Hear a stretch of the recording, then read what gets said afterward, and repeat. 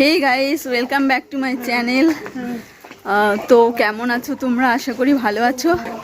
আমি আর মাধুরী আজকে রেডি হয়েছি, যাচ্ছি বাজারে।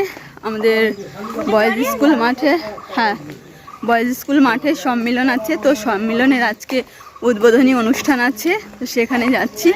ব্লগটা তোমরা কন্টিনিউ দেখতে থাকো। হ্যালো, পাড়া থেকে জাস্ট বের হচ্ছিলাম রাস্তার দিকে, তখনই দেখছি যে ঠাকুরটা নিয়ে সবে আমাদের এই পাড়ার রাস্তার সামনে দিয়ে কানিয়ামনি রোড দিয়ে যাচ্ছিল। তো তার জন্য এখান থেকেই আমরা অ্যাড হয়ে গেছি দলের মধ্যে। আর এই দেখো সুন্দর করে ঠাকুরের গাড়িটা সাজিয়েছে, আর ঠাকুরের পেছনে অনেক মা কাকিমারা আছেন। ওনারা কুলো নিয়ে ঠাকুরকে বরণ করছেন পুরো রাস্তা জুড়ে, আর সঙ্গে অনেক ভক্তবৃন্দ। এই যে প্রথমে তো তোমরা দেখলে যে ক্যাসিও করেছে, আর ক্যাসিও বাজাচ্ছে সামনে। তারপরে রয়েছে ঠাকুরের গাড়ি, আর তারপরে রয়েছে ডঙ্কা পার্টি আমাদের। এই যে আমি আর মাধুরী রেডি হয়ে চলে এসেছি দলের মধ্যে। আমরা হাঁটছিলাম, মাঝে মাঝে একটু নাচও করেছি।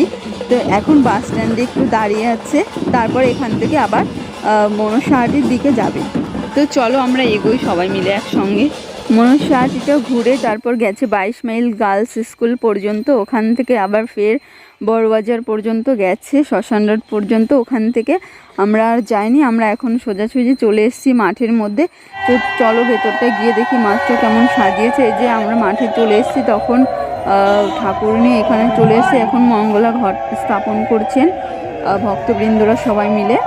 ঘট স্থাপনের পর এখানে কিছু অনুষ্ঠানের আয়োজন করা হয়েছে এবং সেখানে আমি গান করছি। তো সেটা আমি তোমাদের নেক্সট ভ্লগে দেখিয়ে দেবো। তারপরে যে আমি, মামি আর মাধুরী চলে এসেছি মাধুরীর বিয়ের কার্ড সিলেক্ট করার জন্য। তো কার্ডগুলো অর্ডার করবে, তার জন্য এসেছি। এই যে এই কার্ডটা ওদের পছন্দ হয়েছে, কার্ডটা খুব সুন্দর লাগছে। তারপর আমরা আবার চলে গেছি অনুষ্ঠানে বসে আমরা কিন্তু খেতে বসে গেছি। দেখো প্রচুর ভক্তবৃন্দ রয়েছে এখানে খাবার জন্য। আর এই যে আমরা এখন বসে গেছি খেতে, এখন রাত 10টা বাজে। তারপর চলে এসেছি বাড়িতে। তো আজকের মতো টাটা।